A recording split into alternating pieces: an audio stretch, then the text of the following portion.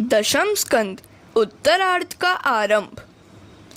कृष्णाय वसुदेवाय हरिये परमात्मने प्रणत क्लेश नाशाय गोविंदाय नमो नमः। प्रणाम करने वालों के दुख हरता श्री कृष्ण वासुदेव हरि परमात्मा गोविंद को बार बार नमस्कार हो। सभी साधनों का फल है मन शुद्धि। इसके लिए मनुष्य भांति भांति के साधन करता है। जगत विकृत नहीं हुआ, मन की अशुद्धि के कारण ही जगत भी विकृत लगता है। इस जग में ज्ञानी भी है और अज्ञानी भी। ज्ञानी के लिए यह जगत आनंददायी है और अज्ञानी के लिए दुखदायी। ज्ञानी का मन अति शुद्ध होता है और अज्ञानी का मन पशु सा जड़। काम क्रोध आदि विकार मन को अशुद्ध करते हैं। मन निर्विकार निर्वासनामय बनेगा तभी शुद्ध होगा। शुद्ध हुआ मन निष्काम बनेगा और तभी ज्ञान का उदय होगा। मन शुद्धि के लिए योगी जन ध्यान, धारणा, प्रत्याहार, प्राणायाम आदि करते हैं, किंतु कई बार ऐसा करने पर भी मन पूर्णतः शुद्ध नहीं हो पाता।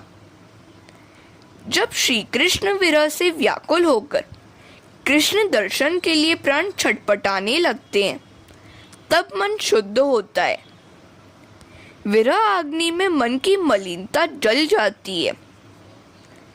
साधारण जन तो प्रभु का विरह सह लेता है, किंतु संतों के लिए तो प्रभु विरह असह्य है।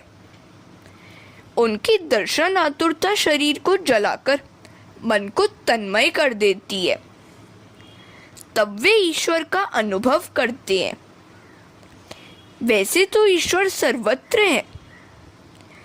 कृष्ण विरह में जलते हुए व्रजवासी आंसू बहाने लगते हैं। उन्हें वृंदावन शमशान सा लगता है। विरह में जब जीव बेचैन हो जाता है, तब अपने प्रिय पात्र की मधुर छवि उसकी दृष्टि में तैरने लगती है।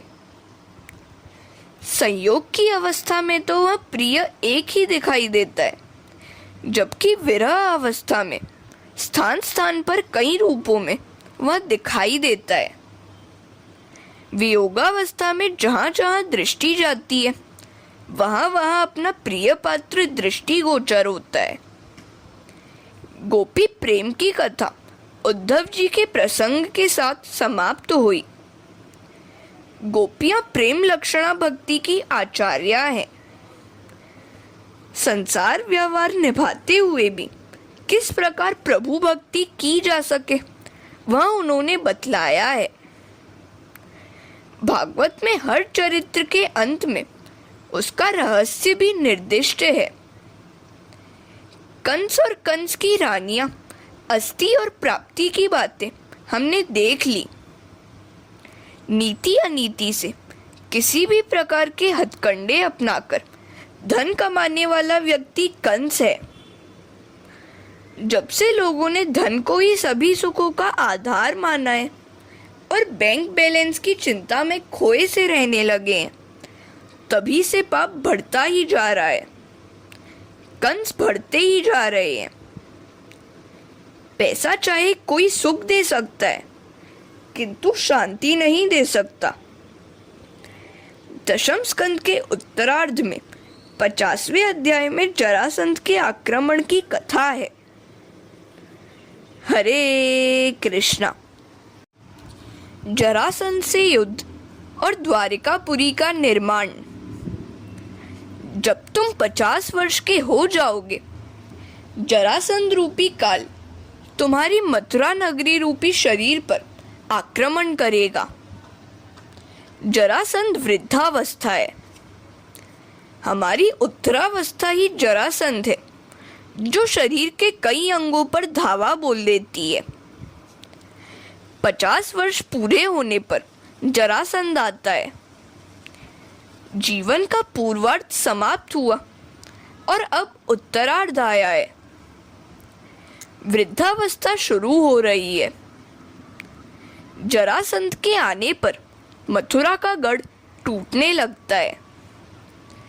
आंखों की, कानों की, हाथ पांव की शक्ति क्षीण होती जाती है। 40वां वर्ष शुरू होते ही प्रवृत्ति में कटौती करनी शुरू करनी चाहिए।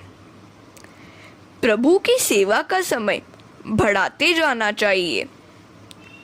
श्री कृष्ण ने जरासंध को 17 बार पराजित किया तो वह 18वीं बार काल्यवन को साथ लेकर आया। उसने काल को पहले भेजा।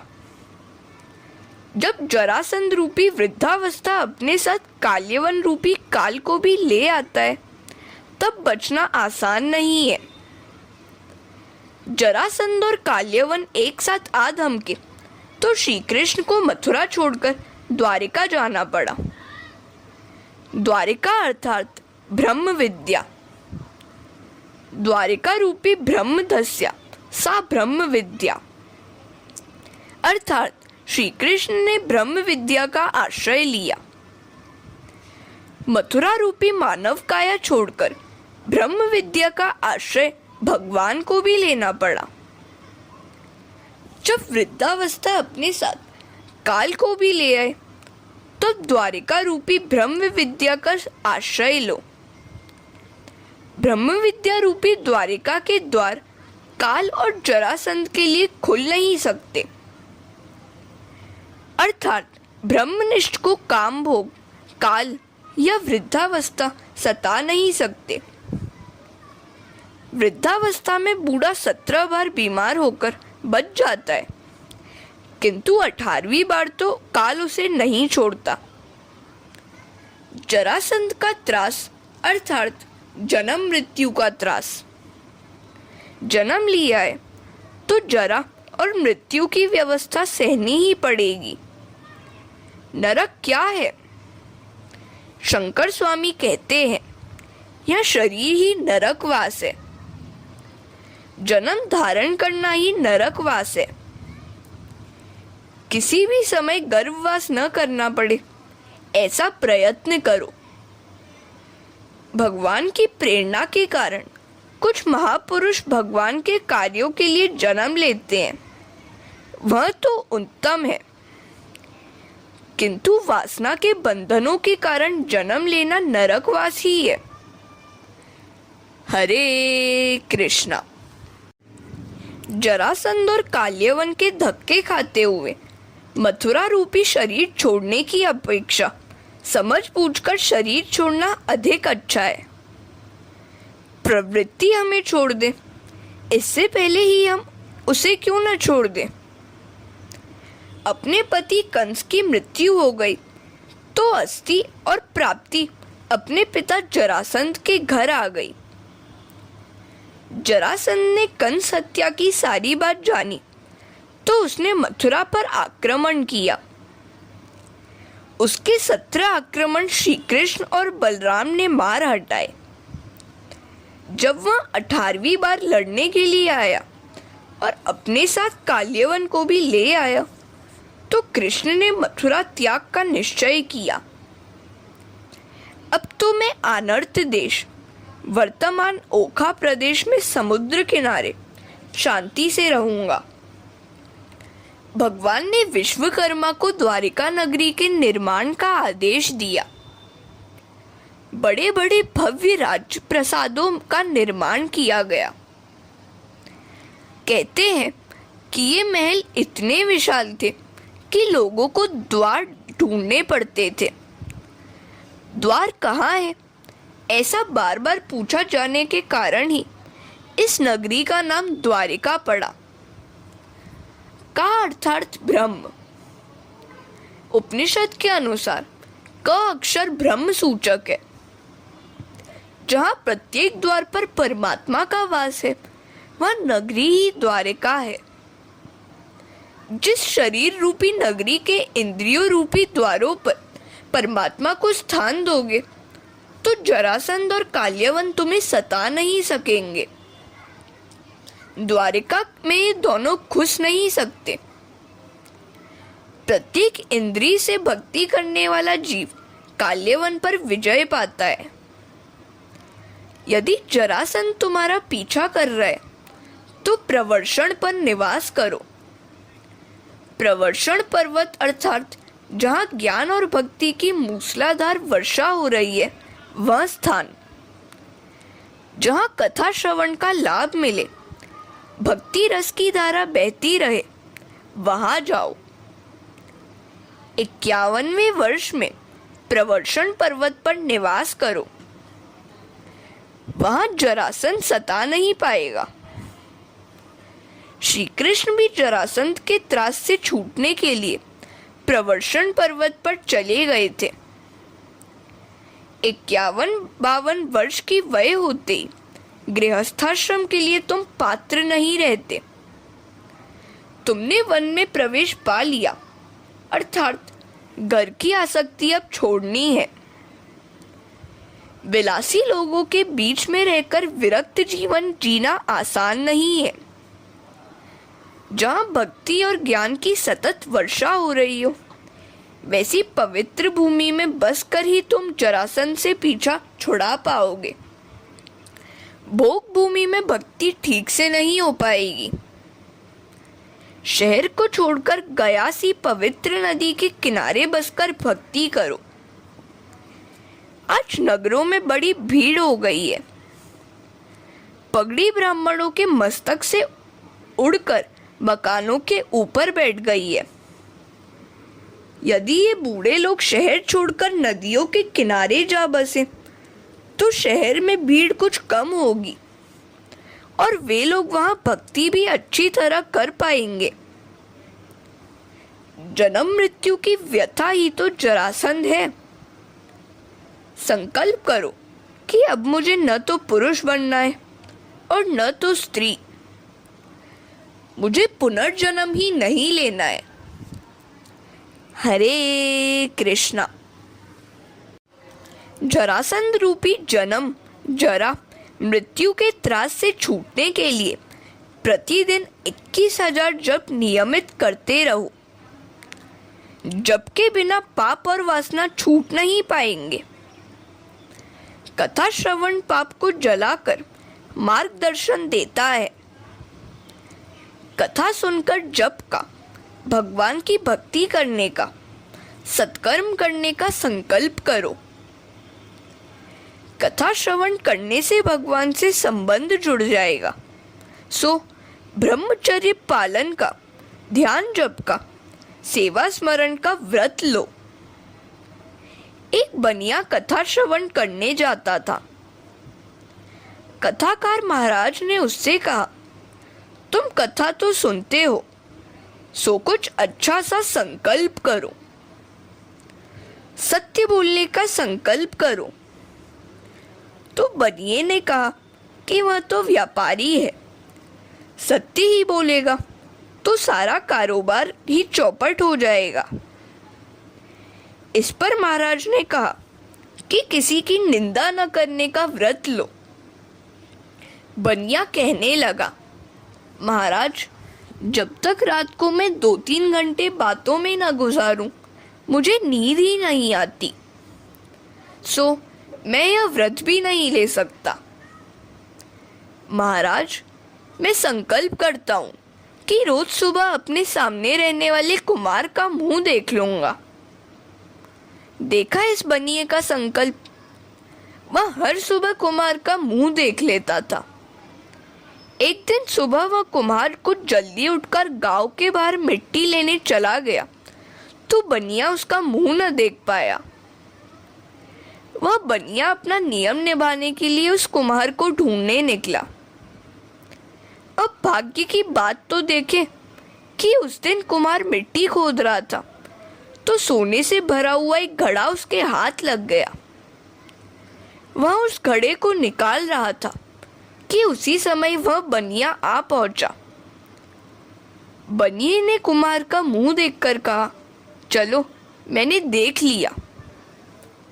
उधर कुम्हार ने समझा कि बनिए ने सोने से भरा घड़ा देख लिया। यदि वह राजा से कह देगा तो सब कुछ जब्त हो जाएगा। सो उसने बनिए से कहा, तूने देखा तो है, लेकिन किसी से मत कहना, मैं तुझे आधा भाग देता हूँ। बनिए को सोना मिल गया। अब बनिया सोचने लगा, मैंने इस कुम्हार के मुख दर्शन का व्रत लिया तो लक्ष्मी जी का आगमन हुआ। यदि मैंने स्वयं प्रभु के दर्शन का व्रत लिया होता तो कितना अच्छा होता।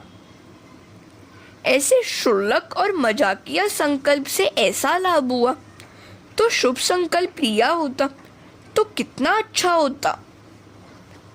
दो संकल्प तो सभी को करना चाहिए, एक पाप कर्मों से बचने का और दूसरा सत्कर्मों में ही लगे रहने का।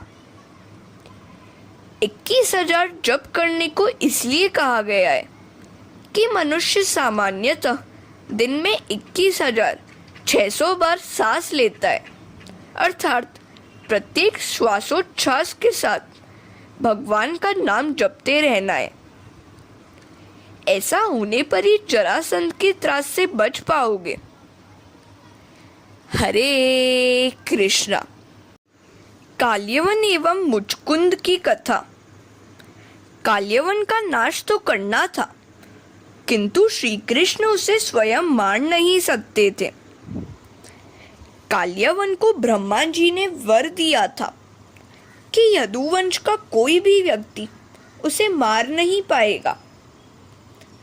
काल्यवन ने जब श्री कृष्ण का पीछा किया तो वे भागते छिपते प्रवर्षण पर्वत की उस गुफा में जा पहुंचे जहां राजा मुचकुंद तपश्चर्या कर रहे थे। काल्यवन ने गुस्से से मुचकुंद को ठोकर मारी। मुचकुंद की आंखें खुली और उनकी दृष्टि काल्यवन पर पड़ते ही वह जलकर भस्म हो गया। परमात्मा के ध्यान में लगे हुए व्यक्ति को काल मार नहीं सकता, उसके सामने तो उल्टा काल स्वयं मर जाता है। जब मुचकुंद ने जाना कि श्री कृष्ण आए हैं तो वे प्रार्थना करने लगे। जीव को मनुष्य की देह मिली है, किंतु विषयासक्त होने के कारण वह भगवान के चरणारविंद की सेवा करता ही नहीं है। मनुष्य कितना प्रमादी है। जीव की स्थिति तो सर्प के मुंह में फंसे हुए मेंढक सी है। सर्प के मुंह में फंसा हुआ मेंढक अपनी मृत्यु को तो सोचता ही नहीं है। उल्टे यदि कोई जंतु निकट आया तो उसे निगल जाने के लिए जीभ लंबी करता है। मनुष्य भी काल के मुंह में फंसा है, फिर भी उसकी विषयासक्ति मिटती ही नहीं है। 50 वर्ष की वय पूरी होते ही समझ लो कि तुम काल के मुंह में आधे तो जा चुके हो। काल तो हमेशा सावधान ही रहता है, जीव ही असावधान रहता है। सत्संग के बिना ज्ञान प्राप्त नहीं होता। मुचकुंद प्रार्थना कर रहे हैं, नाथ कृपा कीजिए कि मेरा मन सांसारिक जड़ पदार्थों की ओर न जाए, मुझे अनन्य भक्ति दीजिए। भगवान कहते हैं, मुचकुंद इस जन्म में तो तुझे अनन्य भक्ति नहीं मिल पाएगी। तू युवावस्था में बड़ा कामी और विलासी था। जो काम के हाथों पिटता है उसे काल के हाथों भी पिटना पड़ता है। तुझे एक जन्म और लेना पड़ेगा। तेरा वह जन्म ब्राह्मण योनि में होगा और उस जन्म में तुझे अनन्य भक्ति प्राप्त होगी। मुचकुंद ने कठोर तपश्चर्या की और क्षत्रिय शरीर छूट गया। अगले जन्म में वे ब्राह्मण बने। द्वापर युग के क्षत्रिय राजा मुचकुंद कलयुग में नरसिंह मेहता का रूप लेकर अवतरित हुए। वे द्वारिकाधीश के बड़े प्यारे थे। भगवान ने उनके 52 कार्य परिपूर्ण किए थे। मुचकुंद राजा की कथा इस तथ्य का द्योतक है कि अपनी युवावस्था को विलासिता में बिता देने वाले को मुक्ति मिलना बड़ा दुष्कर है। ऐसों को अनन्य भक्ति भी नहीं मिल पाती। सो धीरे धीरे संयम को बढ़ाते जाना चाहिए और भगवतमय जीवन जीना चाहिए। प्रभु से अनन्य भक्ति की मांग करो। जवानी में भी सतत ईश्वर स्मरण करो। युवावस्था भी प्रभु वचन में बिताओ। ऐसा करने पर ही इस जीवन में अनन्य भक्ति प्राप्त होगी। मात्र वृद्धावस्था ही में ईश्वर की सेवा स्मरण भजन करने से अगला जन्म ही सुधर पाएगा, वर्तमान जन्म नहीं। अब आगे रुक्मिणी हरण का प्रसंग आएगा। हरे कृष्णा। लक्ष्मी, महालक्ष्मी और अलक्ष्मी। परमात्मा लक्ष्मी के स्वामी है। लक्ष्मी जी जीव मात्र की माता है। अतः जीव को तो लक्ष्मी के विवेकपूर्ण उपयोग मात्र का अधिकार है, उपभोग का नहीं। लक्ष्मी के उपभोग का अधिकार तो मात्र नारायण को ही है। उपयोग और उपभोग में अंतर है। इंद्रियों को अनिवार्य वस्तु विषयों का देना उपयोग हुआ, किंतु इंद्रियों की बिना आवश्यकता के भी उन्हें विषय देते रहना, उन्हें बहलाते रहना उपभोग है, स्वेच्छाचार है। इंद्रियों के अधीन होकर विषयों को देते रहना उपभोग है। धन के दुरुपयोग से इहलोक और परलोक दोनों बिगड़ते हैं। संपत्ति और शक्ति का सदुपयोग करने वाला देव है और दुरुपयोग करने वाला दैत्य। भागवत की कथा मानव को देव बनाने के लिए है। समय, शक्ति और संपत्ति का सदुपयोग करो। मनुष्य अपना बहुत सा समय संपत्ति और संतति के पीछे गवा देता है। जीव बहुत सा समय फैशन और व्यसन में नष्ट कर देता है। शरीर या संतति को अतिशय व्यथा देना या अतिशय दुलारना अच्छा नहीं है। यदि परमात्मा ने तुम्हें अधिक दिया है तो सदुपयोग करने का अधिकतर उत्तरदायित्व तुम पर ही है। यदि भगवान अप्रसन्न होंगे तो जीव मात्र की दुर्गति होगी। शास्त्रों ने लक्ष्मी के 3 भेद बताए हैं, लक्ष्मी, महालक्ष्मी और अलक्ष्मी। पहला है लक्ष्मी। नीति अनीति दोनों तरह से प्राप्त धन साधारण लक्ष्मी है, जिसका कुछ सदुपयोग भी होगा और कुछ दुरुपयोग भी। दूसरा है महालक्ष्मी। धर्मानुसार प्राप्त धन महालक्ष्मी है। श्रम की मात्रा से अधिक लाभ उठा मुनाफा लेना पाप और चोरी है। जीव में धन नहीं, धर्म मुख्य। धर्म ही मृत्यु के पश्चात भी साथ आता है। धर्मानुसार श्रम पूर्वक नीति से प्राप्त धन महालक्ष्मी है। ऐसा धन हमेशा शुभ कार्यों में ही खर्च होगा। तीसरा है अलक्ष्मी। पापाचरण, अनीति से प्राप्त धन अलक्ष्मी है। ऐसा धन विलासिता में ही बह जाएगा और जीव को शांति देने के बदले रुलाता जाएगा। मृतात्मा के साथ धर्म के सिवाय अन्य कुछ भी नहीं जाता। नीति, धर्म, सदाचार से प्राप्त धन ही महालक्ष्मी है, जो शांतिदायी भी है। महालक्ष्मी नारायण को ही प्राप्त हो सकती है, शिशुपाल को नहीं। रुक्मिणी हरण की कथा का यही तात्पर्य है।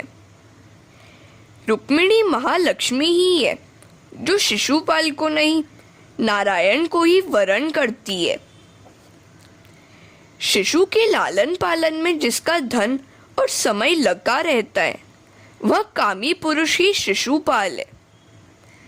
जो हमेशा सांसारिक और भौतिक सुखों के पीछे ही भागता रहता है, वहीं शिशुपाल है। भगवान ने मथुरा में एक भी विवाह नहीं किया था। उनके सभी विवाह द्वारिका में संपन्न हुए। प्रत्येक इंद्रिय को वश में करके ब्रह्म विद्या की प्राप्ति कर लेने के बाद ही विवाह करो। बिना योग का भोग अपने साथ रोग ले आएगा। तप न होगा तो भोग शरीर को रोगी बना देगा। सभी इंद्रियां शरीर के द्वार हैं और कृष्ण सभी इंद्रियों के स्वामी हैं। जितेंद्रिय बनकर विवाह करो, इंद्रियों का सेवक बनकर नहीं। इसी कारण से तो गृहस्थाश्रम के पूर्व ही ब्रह्मचर्य आश्रम का आयोजन किया गया है। हरे कृष्णा।